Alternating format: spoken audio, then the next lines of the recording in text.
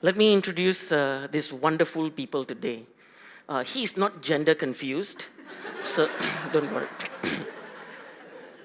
Just in case. I thought, disclaimer, huh? Right off the bat, disclaimer. Okay. Real mothers. Though his profile picture has a lot more hair now. So, all right.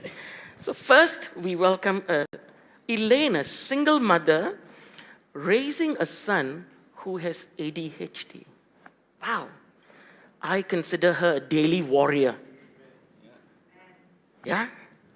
Not warrior, warrior. Just spelled differently. Actions are different.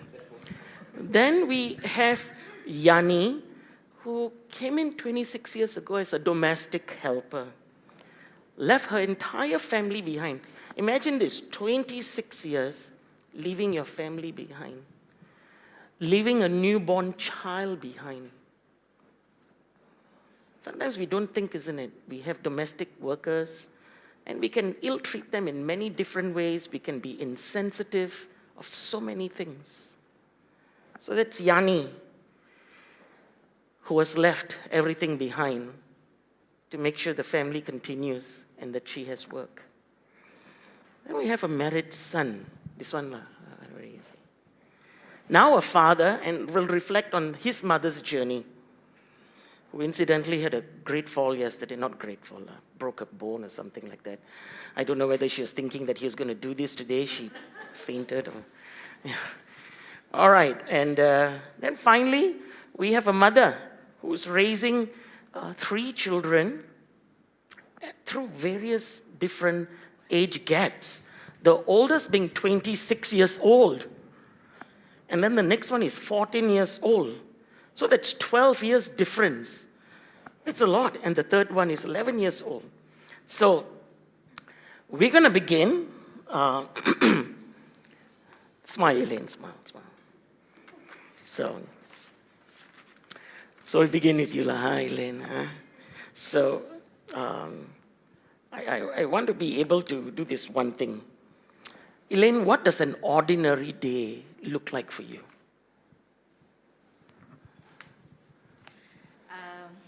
Ordinary day for me is chaotic. It's like I've lived 3 days in one day. It's like that. So in the morning I have to wake him up, deal with his tantrum, his meltdowns. Just in case, sorry, Avinash is her son. Yeah, Avinash. Okay. So. Just in case you forgot the name. So I believe everyone saw him before, and he can be a handful sometimes. So for me to, in the morning, to just get out of the door, it's a victory for me. It's a big victory. Just for him to get dressed without meltdown, eat his breakfast, it's very chaotic. I need at least 2 hours in advance every morning just to get him wake up, dress him up, and get out from the house. Regardless whatever activity it is, coming to church, going to, just going out for shopping, I need at least 2 hours because he will have a lot of meltdowns. But yeah, with a lot of patience and a lot of, God grace, the medication that he's taking. So every time I will tend to not give him the medication because I don't want him to depend so much on the medication. I only use it during important occasions, schools, gathering. So that is a daily life for me, morning until at night. Which is almost every other day, isn't it? Every single day. Meaning the medication. Yes. But I want to move a bit further from that and just imagine 2 hours just to get ready. Some of us, 2 hours cannot get our makeup up,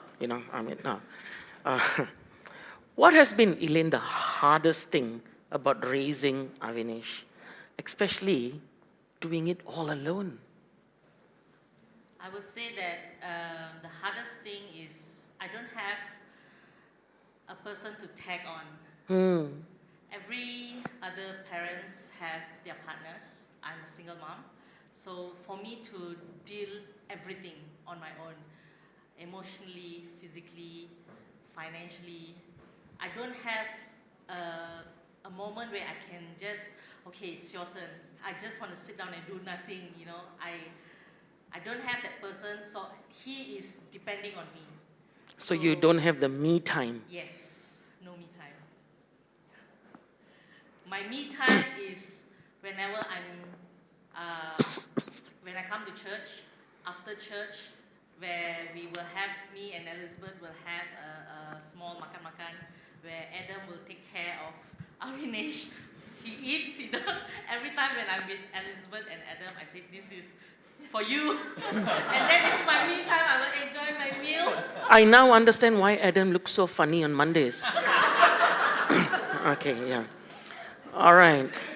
Wonderful. Now, this is a bit of a sensitive, tricky question. How has church helped you as a single mother who has a child with special needs? Or maybe not helped also, huh? So, yeah. Church has been, to be fair, there is it's refuge, and also sometimes for me, it's a place where how do I put it? It's a support for me. When I come to church, when I hear pastor and the other church member telling about how great our God is, it's where for me to reflect, of course, how our God is being good and how to be compassionate, how to be kind, and also a support system is there always for me that I know I can rely on. So, What is challenging, isn't it? You have this very obvious needs and demands emotionally, mentally, physically, financially. And then we are made to understand that we also to give these areas. So that becomes quite a challenge. So with that in mind, Elaine, I want to go to the next thought is this. If there's one thing you wished that other mothers or church leaders knew what your daily struggle, what would it be? I would say, sorry, come again. No, okay. If there's one thing that you wished other mothers or church members, leaders, knew about your daily struggle, what would it be? I would say that I'm trying my best. You guys might see that I am not trying sometimes, but I am trying. I'm trying more than ever, harder than I could. Yeah. Avinash is not a bad kid. No. I'm not giving excuses for him for his bad behavior. It's just that he's a handful, and I am trying my best. I feel guilty. I have guilt, mom guilt, faith guilt. You know, sometimes I don't feel that I'm a perfect church member, you know. But I also know that God does not look for perfection. Yeah. And it's challenging if yeah, come on.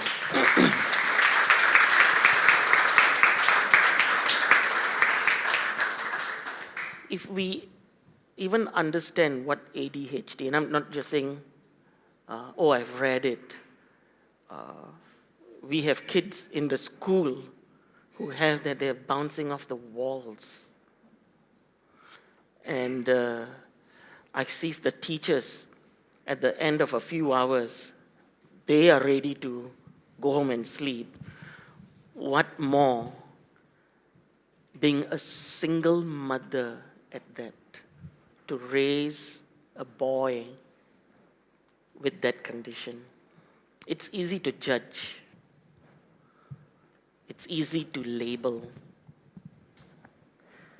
And I did a video for ex-prisoners in Singapore, with ladies, a message for Mother's Day.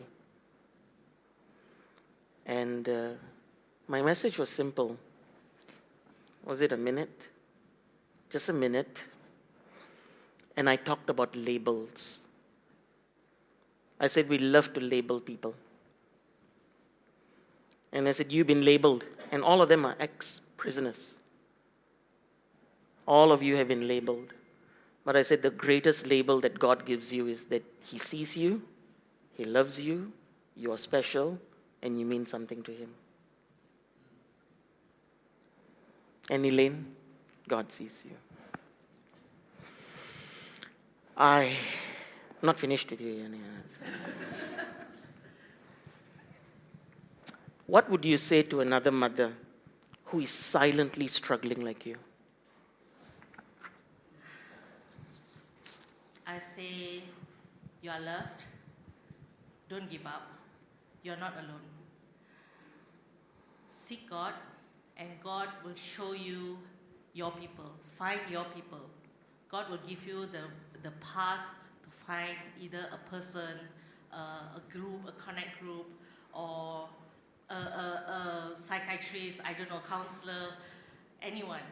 By God's grace, they will lead you. He will lead you to that person where you can share your burden and your worries. So don't give up. Hang in there. You are loved. Thank you, Elaine. Thank you. I think that's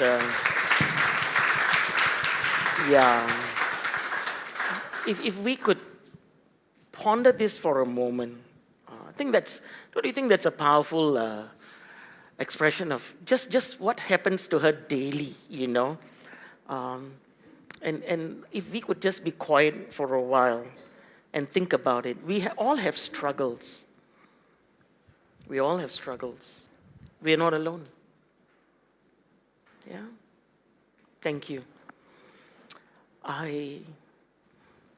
we move on in this conversation today, I now look at the sun. Yeah.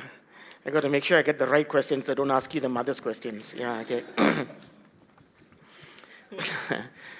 How young are you, Ben? I'm 35 this year. Oh, 35. Still spring chicken. Half my age, almost, yeah. I'm not 70, but yeah. Wow. And you're married, and how many kids do you have now? 2. Wow, how A boy old and a are girl. they? Eliora is 4, and Ian is turning 2 in July. Wow. Looking back, yeah, your time growing up at home with your mother, what did you see your mother carry that maybe only now you're beginning to understand? You couldn't see it before, but now you're beginning to understand it. I think it's just the resilience of supporting the family. For the longest time, I think so there was one period where my parents had a coffee shop in what is now called Samui Putra Mall, but back then it was called the mall.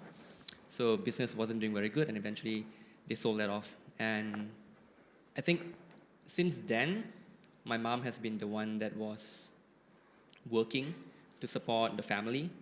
And consequently, she was working in Mont Kiara International School for 15 years, Wow. doing a job that is really a thankless job that she wasn't very well paid, and she was really just struggling through that. But because there was no other alternative, she felt, so she just slogged through it.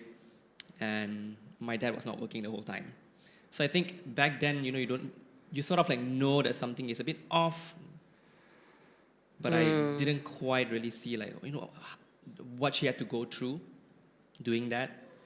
And so now, when you ask this question, I'm like, yeah, that is probably the one thing that I sort of realize now, that she had just a lot of grit and resilience to do something that probably, in her mind, she's feeling that this is not something that I'm supposed to be doing, providing for the family. But yet, I'm not saying that she did it without complaint, because she's not perfect, but she did it. Wow. Yeah. Amazing, isn't it? And you have 2 other siblings. Yes, an elder brother and a younger brother. And the younger brother. And they're all married as well now? Yes, married with children. Married with with kids, children. one kid each. It'd be good for them to listen to what you think about your reflections about your mom, huh? I think they would agree, yeah, they would know. Yeah. But, let me move to the next thought is this. How did growing up in your family teach you about motherhood. And if I can tag this next part to it, is how is it shaping the way you parent now? I know your question is about motherhood, but that's something that I didn't really think much about. But maybe if I can answer a slightly different question, Sure. which is on fatherhood. Because it comes from your mother's influence. Sort of, yeah. Huh? I guess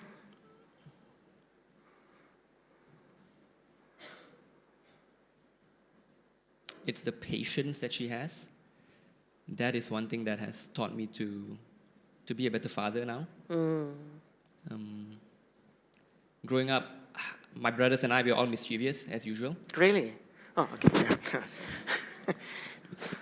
And yeah, we got into all sorts of nonsense and troubles. But, often dad is the one who will, come and discipline us, but mom is the one who will sort of like be more long-suffering, be more patient. And I think that is one thing that I realize is probably more important than the discipline part. Because it's very easy to just get caught up and focus on disciplining, but not realize that sometimes the patient approach is more effective and probably more necessary to show, grace and mercy. And that is something that definitely my mom showed more than my dad. Wow. And that's something that, if I think about it right now, that's something that I can, take into my parenting. That's so true, isn't it?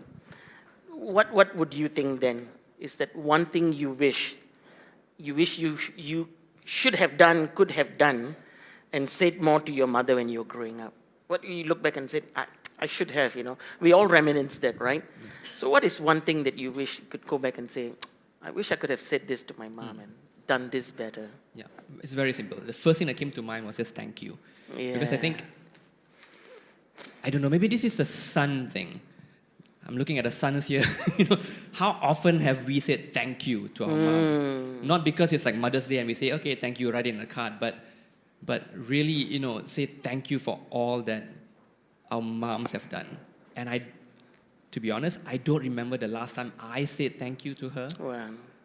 And I think if there's one thing that I could say, I think that's important, would be that. And I think that's sort of also, both you and Auntie Pat, I think, shared a cartoon, kind of like a clip. I sent the cartoon about Superman, Superwoman. Yeah, I think. Yeah, and then she sent something. She sent a She sent kid something knitting else. Yeah, and I think that part there is probably what we should be doing a bit more, which is to show, like, a child coming to a mother, sort of like saying, hey, I made something for you, thank you, and then coming with a posture of like a sacrificial kind of posture, I guess. But anyway, I think thank you is the first thing that comes to mind. Very good. Yeah. Of course, church members, you all got that thing that I sent. I sent it to a bunch of mothers. It's these two kids in the mother's wardrobe. And they're pulling out her clothes. And he says, I thought so! Yeah. Because it's the cape of Superwoman. Yeah. And we can, I think Ben said it very well. Being a mother can be such an unthankful thing, isn't it? Whether a single mom or married, sometimes the husband can have dumb expectations. The ladies, say amen. The men can have unrealistic expectations and demands. Unrealistic.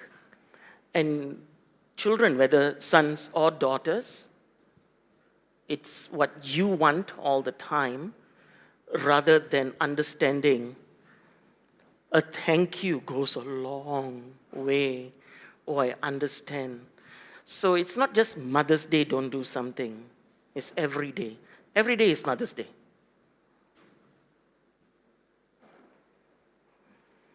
So something to ponder, to think about. I'm not done with you. So now being a father, now that you're a father, what do you appreciate about your mother that you couldn't see? You couldn't see before. I know you said grit just now and patience, but now, what is it that you appreciate about your mom more? I think it's a sacrifice she made. That's one area that I didn't see growing up as a child. You don't see how much your parents are sacrificing, because I think generally parents, they would shield those things from children. They would want children to think that everything is rosy, everything is great and fine. But now having been a parent for 4 years, and more so seeing Hui Lin wrestle with all that she has to wrestle on a daily basis at home, it really paints a different perspective of what mothers have to do at home. Also wrestle with you, lah. Thankfully, I think maybe I can say it, not so much with me. hopefully lah. It's the sacrifice. The sacrifice. Yeah, that really Wonderful. comes true. Finally. What would you say to other sons and daughters who are still living with their parents? They're two. Living with their parents, not living with their parents, but especially those still living with their parents, their mothers. What should they not take for granted? And what they can actually end up taking for granted? For, I think, sons who are staying with your mother, with mothers and mothers' parents, maybe the thing that they might take for granted is physical affirmation, just giving a mom a hug. But I think more so for those who are not living with your mom right now, it's easy to take for granted that, we think that, my mom is probably in their 50s right now, and I have like at least 20 more years that I can spend time with her. But if you only go back once a year, technically you only have 20 more meetings with your mom. And that realization is something that sort of like made Hui Lin and I, we decided to change what we do, because we used to go back rarely as well, once we started living on our own. And now we made it a point, every week we would go back to either side of the family, because relationship builds out of just time spent together. And that's something we don't want to take for granted. Yeah. Very good. Thank you, Ben. Thank you.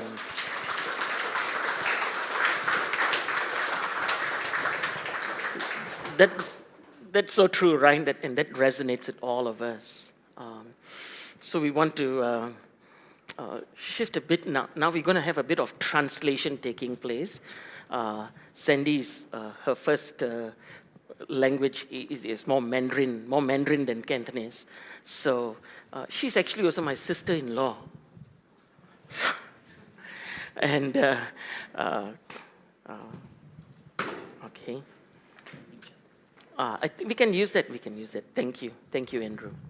Ken, boleh. They can use the cordless. Ken, thank you. Yeah. So Sandy is a mother with 3 children across a wide age gap.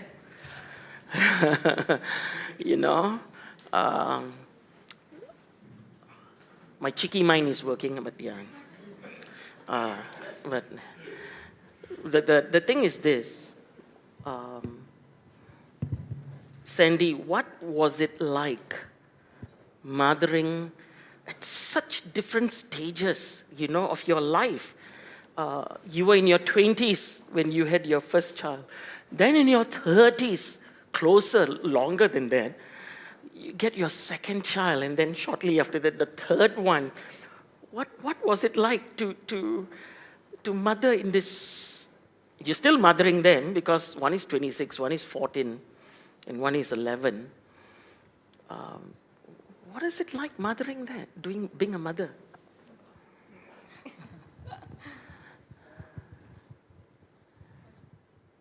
俾我嘅感受就係我生第一個仔嘅時候 ，Casper 咧可以講係年少無知啦，所以嗰時候我係21歲啦。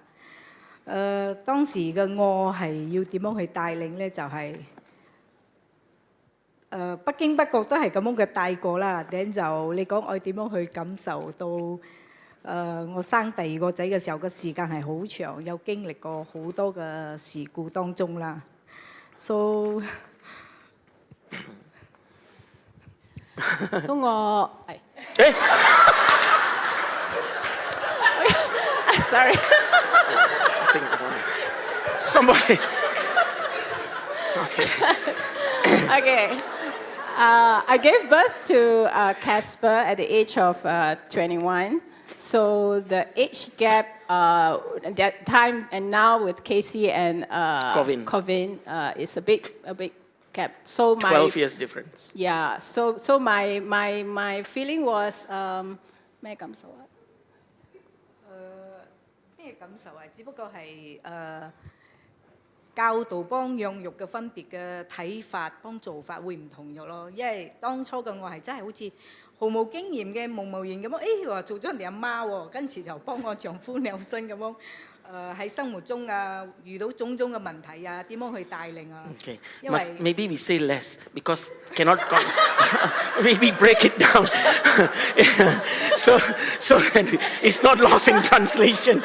It's not lost in translation. So during Casper time, I was a bit ignorant because I'm young. I married young, right? So so now when I have my two sons, I a bit. It's different because last time I was so ignorant. I was so young. I don't know what to just give birth like that, like. Oh, just like that. Oh, okay. Yeah. Oh, okay. I'm sorry.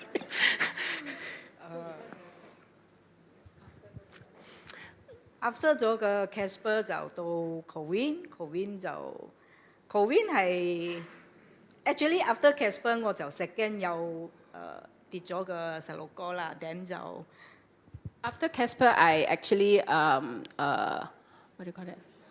Miscarriage. Yeah. 就 after 呢些就個感覺 feeling 唔係咁好咗，then 我就一路 still 就好似 reject 啦，唔想再生啦。So I don't feel good because I miscarriage. So I just try to avoid, to conceive. And those are real emotions, isn't it, that you carry, and many times we don't understand that. Especially men, sometimes we don't understand 都 that. 可以講情緒上 ，and then 個思維就諗法唔同啦，因為 still young 嘛，我覺得係，再多嘅細路哥我就冇咗個自由咁樣咯。So that time I still young. So I emotionally I don't feel like I want it because I want freedom, So yeah, that time. Then second 嘅 Covin 係 accidentally 啦。So this one you understand? I make a correction first. I make This one I don't need no to translate. accident, no accident. Tada silap semua. Okay. Oh.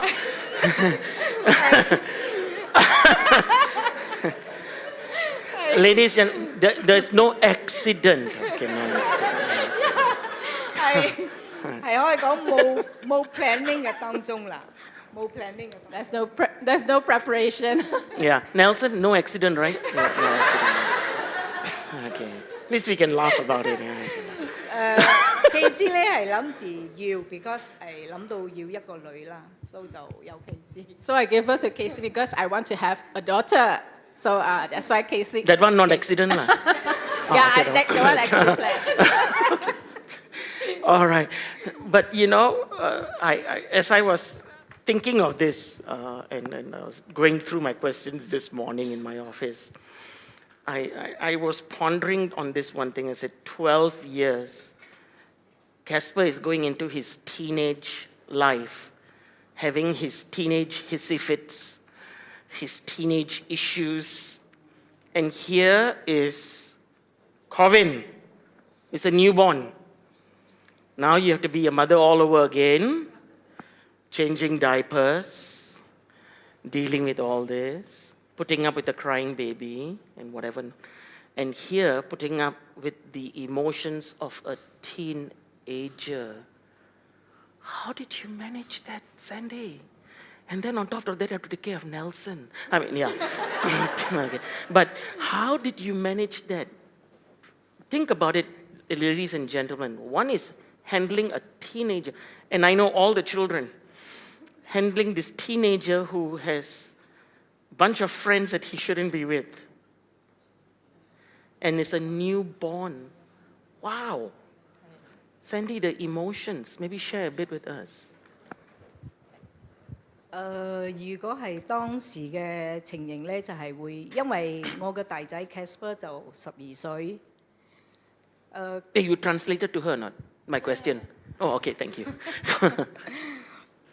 佢就開始進入好似青少年嘅階段，都有佢嘅叛逆期，但好彩佢好，因為我哋當時得一個仔，佢好接近我，所以嗰時候佢就好希望有一個 brother， 所以 Cohen 嘅出世佢都好開心。So Casper at that time, even during his teenage time, he is a bit rebellious, but he is very close to me. So and he also looking forward to have a brother. So that's how Cohen came along. Okay. So, I think I would want to maybe you to tell us something about this journey. How could you relive, if you were to relive it, this parenting journey? What would you do differently in raising your children? What would you do differently?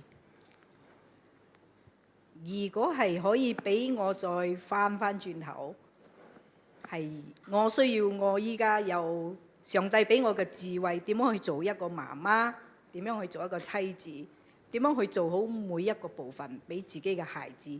如果係可以時光倒流啦。If I can go back, to the last, when I was younger, I wish I can have the wisdom, and the way of God to raise up my kid, raise up Casper, as per se. So yeah, I wish I can have that. Okay, maybe one more question. If you could go back to your young self, a single girl, wanting to find your freedom and wanting to live the life the way you want to live it, your younger self as a daughter, not a mother, not a wife, as a daughter, what would you want her to know? What would you tell her not to worry about? 如果係俾我回翻轉諗，我係一個女兒身，而且係教導下一代嗰啲年青嘅少女啦，就會如果係我俾我睇到嘅，依家好多好似喺教會佢哋所有嘅後生嘅少年或者係少女都好，如果你哋係我就可以講我出世我係好似嗰啲佛教徒啊，或者係跟住馬都去拜神之類嗰啲咧，就如果係分別喺你哋一出世就已經係基督徒嗰種係知道嘅福音、知道嘅真理、知道呢所有嘅一切嘢係好大嘅分別。So I would like to advise those younger girls, like for me, I was born in a Buddhist family, so I do not have the word of God with me. I don't have God with me. But for you guys, those younger ones, if you have, you're born in a godly family, so you guys are privileged to have God's word with you, God's love with you. 呢個福音帶俾你哋係你哋一生人嘅好好嘅前途，幫你哋所帶領你哋。就算遇到問題，我哋基督徒會祈禱，會有聖靈嘅帶導。呢個係我幫我丈夫有信再翻轉頭嘅嗰種，幫神更加嘅接近，神俾我哋嘅明白真理，明白曉分是非，明白去愛，明白去做所有嘅嘢，係一個好好嘅福氣咯。So this privilege actually is a blessing, I which I don't have. So I would like to encourage like all of you the younger ones, like if you have this privilege, you have God's word with you, you have the blessing of God with you. So it's actually a great blessing. 你要點樣鼓勵use this？ 我要鼓勵嘅即係話嗰啲青少年嘅嗰種少女咧，如果可以嘅，永遠捉實上帝嘅手，冇放開。因為出邊嘅社會唔會有嗰種嘅寬良啊，去愛啊，去諒解你哋，跟住上帝嘅腳步，永遠係啱咯。So I would like to encourage the younger ones to hold on to God, yeah, because the world out there is not as gracious as God. Yeah, always hang on to God, hang on to hang on to Him. Thank you. Thank you, Sandy. Yeah. So we've had this single mom, you know, raising a child with definitely, challenges. Hearing the perspective of a son now, and the mother with 3 kids, and the age gap. So we come to Yani now, the mother who has to raise a family thousands of miles away. So Yani has been in Malaysia for 26 years. Yeah. And coming here and then having the husband, I want to say this sensitively as well, not being faithful and moving on, and she has to anchor the mother, the sisters, the child. How old was Ari when you came here? That's the son's name, Ari. 1 year, 8 months. 1 year, 8 months. Wow. Challenging, huh, moms? That's 1 year, 8 months. Okay, Yani, what is it like being a mother from such a distance?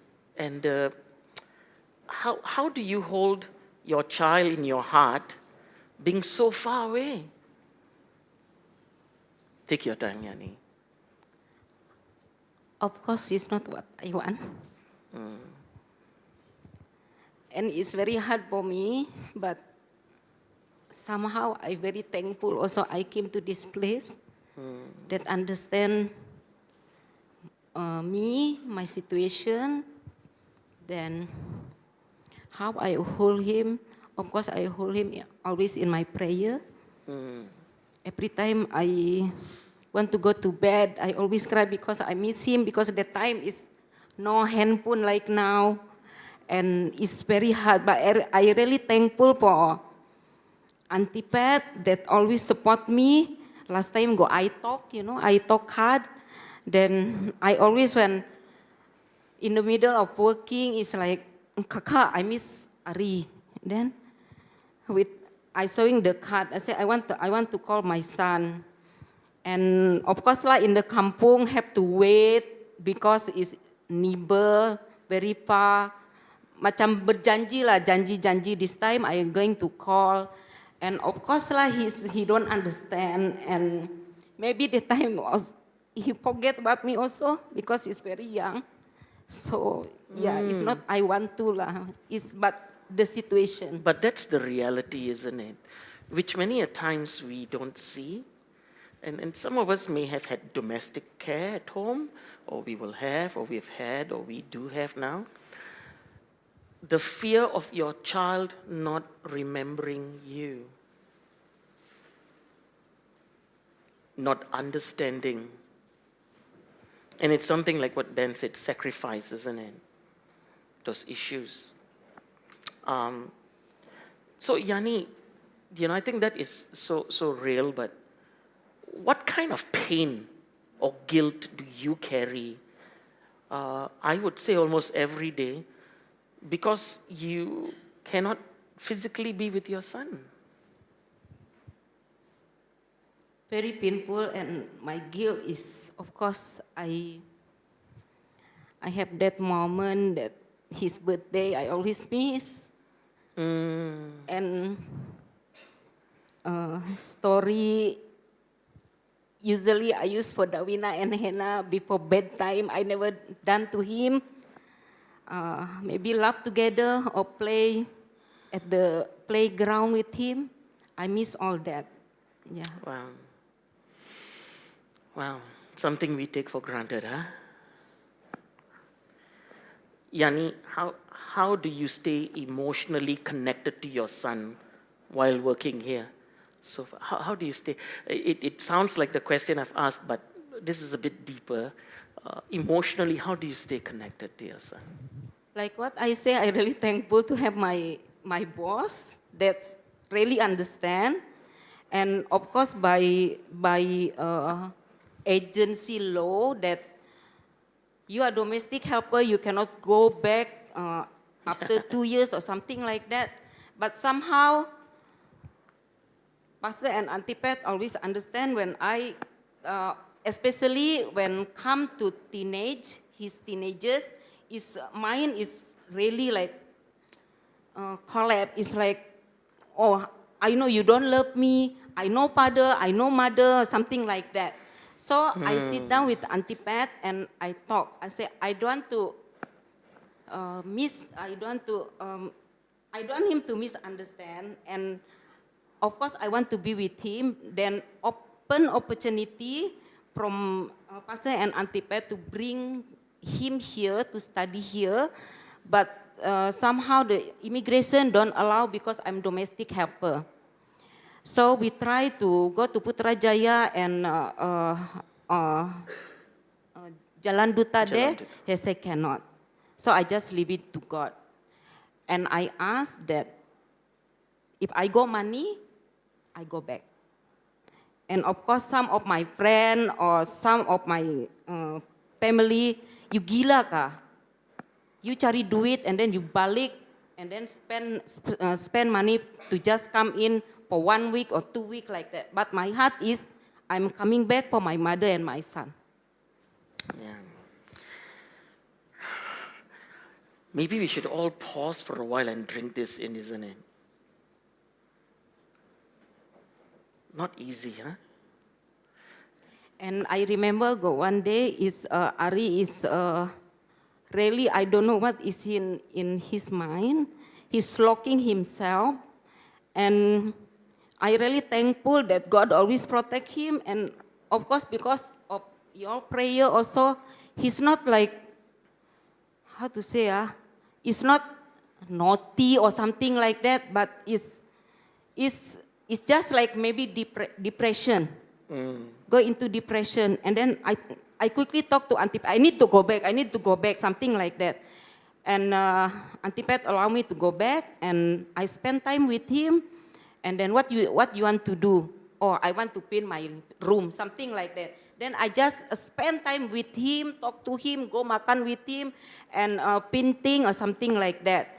So it's like asking me, when are you going back to Malaysia? Then I say, soon. I said like that, soon. Then how you feel? I said. Then he said, yeah, the children there more need you than me, something like that. I got mak, that means my mother lah, nenek. Then, yeah, so. That is, many a times we just a bit middle class, upper middle class, lower middle class. We don't realize that those who come, whether they are migrant workers, whatever it is, the realities are the same as us. But many a times we fail to see that. We label them, we brand them, but especially the mothers, the reality of children, family is there. Is there. Just a few more questions. What do you think, it's a bit of what I've said here, what are the assumptions that people have about domestic workers that hurt you the most, especially as a mother? That one is... Be honest, we need to hear that. Yeah, because before I came to this place, I work in agency that a lot domestic people coming back with they all dera lah, kena dera, and then never pay the salary, a lot of things, never give the food. So that is the most, I said is why like they all came here, they all like came with hope and to support family. Like me, one day I came to Pastor and Auntie Pat to say thank you. Then they all like, huh? Thank you for what? So I saw the picture, my nephew is graduate from university, he's doing the Fakultas Hukum. That is what is not 100% I support. So both of them is like terkejut. Huh? You support them? You support him? I say, yeah, little bit, but I did it. So In case you didn't realize, she not only supported her son and mother, her nephew, she put him through college and university. and then my older sister also passed away, and the husband, my in-law also passed away, and leave 3 children. So there is also I support.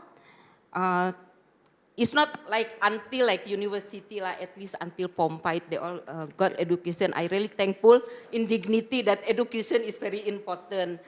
So yeah, so they all domestic people come here is with hope, Yeah. with want to support family.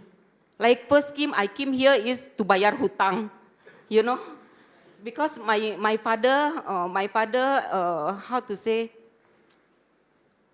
rumah lah nak tarik bank, something like that. But my heart is okay. I go. And The father was in debt, and whatever because of little my home they had ex-husband. was going to be taken by the bank, taken back. So that forced her to come and work as a domestic helper. Yeah. So, but thinking through that, Yani, what keeps you going on? You know, even when things are very hard, what are few things that keep you going on? Of course, my son future and my anak-anak, my nephews and my family future. That keeps you going. Give me go. And okay. of course, I got many kids also here who I'm taking care of. Yeah. So how have others, Yani? Whether your employers, this is where the dangerous thing of asking this question, you know, your employer or even the church supported you. My employer. Maybe I should exit or something like that. Puji Tuhan, treat me like own family. I still remember last time when I came here, because at the other employer, I have to sit down on the floor. So it's like usual, I do that, right? So I sitting on the floor with my food. And I still remember, Pastor, kenapa kamu duduk sana? Duduk sini. Then after that, so okay lah, macam segan-segan, I also duduk. And then, kakak Pet, okay Yani, if you hungry okay go biscuit here. And then when you want Milo here, and then this one, wow, dalam hati saya. Because some employer is like, how to say is, iyalah kedekut lah, like that. Sorry. This is my experience, because I working in agency before. So, yeah, so this this employer is really like, yeah, I don't know how to say, but he very understand, he very care and always support, always be there for me. How about you all? Of course, when I lonely, you all always be with me. Always there to listen. And yeah, it's not only sharing about the goodness of God, but support mentally and prayer, of course. And I remember when my cancer journey, that is 5 years ago, it's already 5 years. Wow. Yeah, I survived.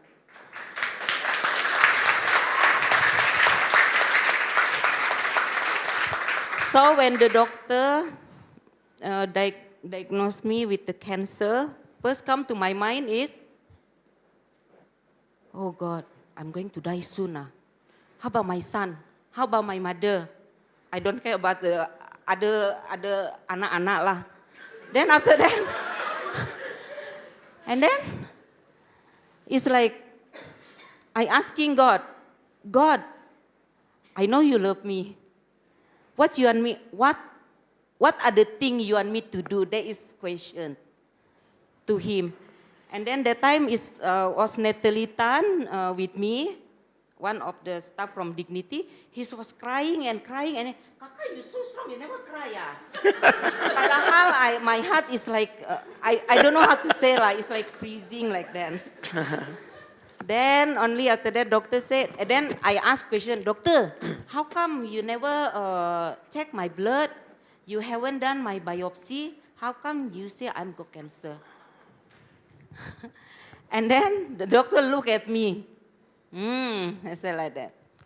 How about this, the letter, the mammogram? Then I said, okay, you wait outside. And then after that, I will call you for the biopsy, something like that. So, is it okay to tell this story? Short lah. Short. Just 2 minutes. Just 2 minutes. Because we want to wrap up. So, and then after that, Pastor Auntie Pat called me, and then of course they all say, you are not alone, and be with me. And the time is, I'm very quickly to get up. It's like, okay, God, my life is belong to you. I surrender. And about my son, is I know this while you are taking care of him, and like who? Hagar in the wilderness. Hagar. Hagar. Also, God see her. So that's how God seen me also. So, yeah, I really thankful, and thank you so much for all of you for your prayer and support. Yeah, maybe one of these days we'll have just your testimony. Yeah. I want to have this last question for you. What would you want your son to know about your sacrifice? I'm sure he knows different things. He has come here, and we've known him, stayed with us. But things that he will not only just understand, but when he grows older and has a family of his own, he will carry that value. What is something that you want him to understand? Yeah, I hope one day. By the way, next year he's going to get married, to have own family. So I hope that it's only macam saya jadi contoh untuk dia, and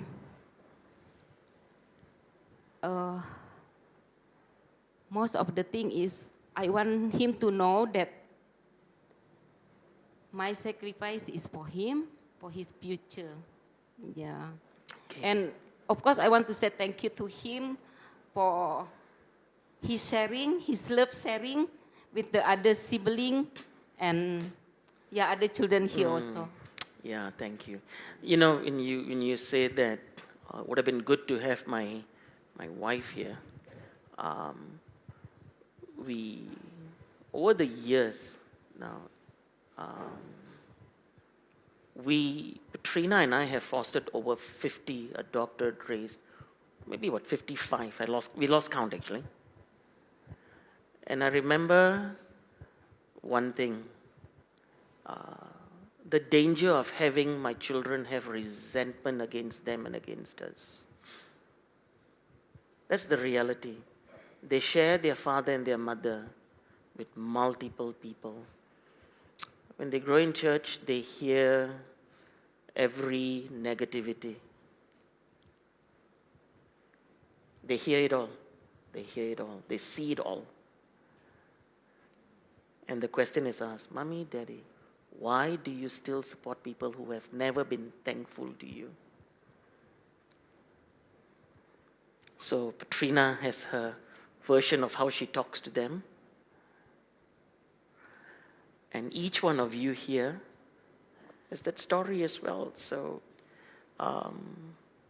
see, your voices, all of you, including Ben, all your voices reminds us of one thing. Every mother is a story, not has a story, is a story.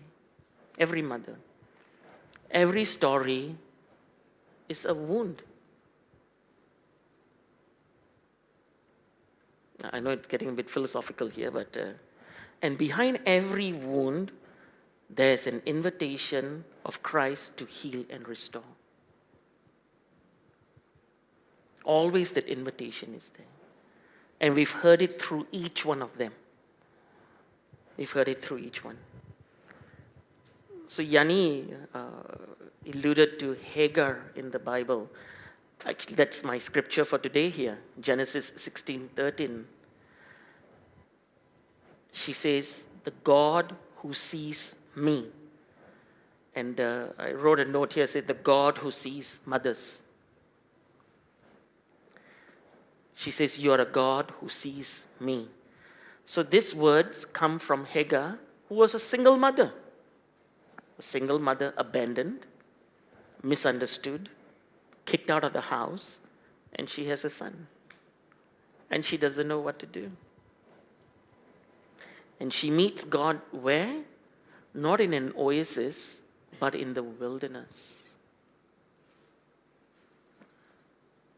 About to give up.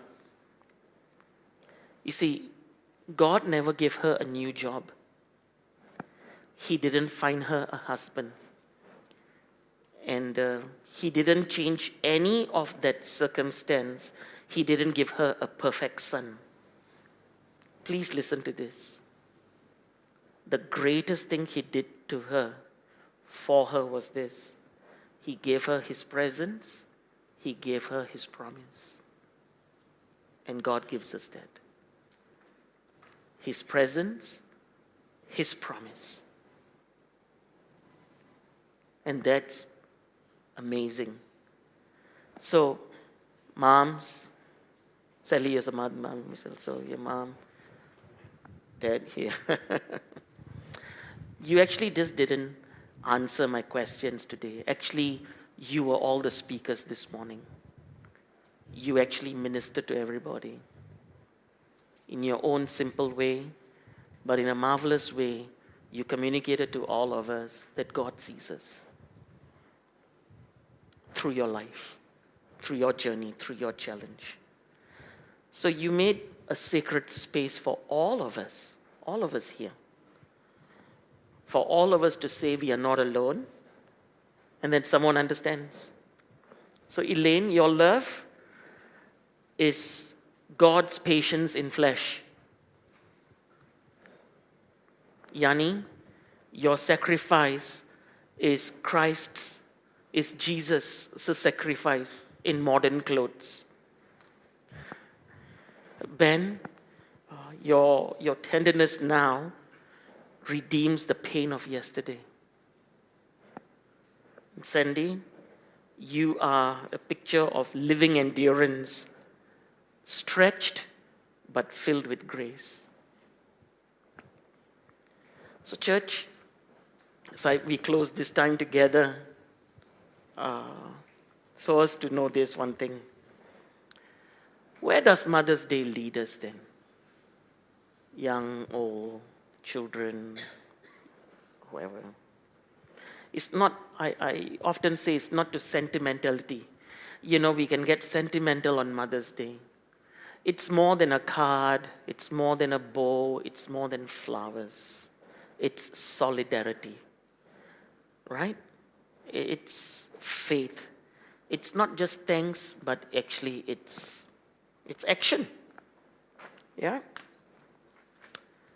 Can I have somebody on the piano? So today, my call is, let's honor mothers. Not just today. I think the greatest way we can honor people is to have a grateful heart, a thankful heart. And that's how we honor God as well. A grateful heart, a thankful heart. Not applause. I mean, we can clap. But applause always ends. Is that not true? It always ends. It stops. But being supportive, being there for one another. That's the difference.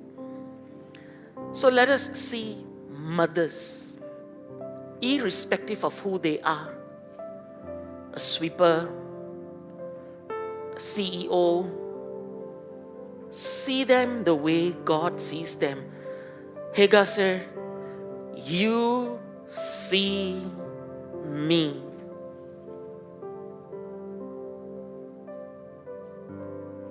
What a powerful declaration, confession. The God who sees me. I'm trying to remember the Hebrew name, El Rohi or something like that. I can't remember it right now. God sees you, all of you. The God who sees me. What a powerful verse, what a powerful story from Hagar in Genesis. You know, at the foot of the cross, when Jesus is breathing his last, Mary, his earthly mother, is before him, some of the disciples, but distinctively the Bible says, John, in the Gospel of John, the Apostle John is there. And he says, woman, your son. And he looks at John, he says, your mother. We look at it, but as I looked at it again and I said, wow, actually, Jesus said something so powerful. I'm not leaving you alone, Mom. And we have concerns, isn't it, would our children take care of us? Because now that he was going, he's the oldest, Jesus, earthly. And he is saying to John, or rather to the mother, you will have a home. You will be cared for.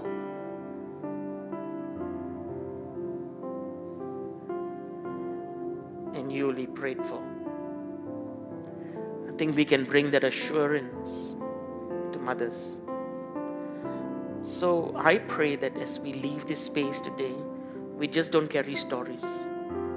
We carry more than stories, but strength and inspiration, a conviction in our hearts that we live beyond one day. That God meets us in the wilderness. If you look back again, the mothers, they all have their wilderness story. God meets us in the wilderness. And may His grace restore us, our families, our faith, again and again and again.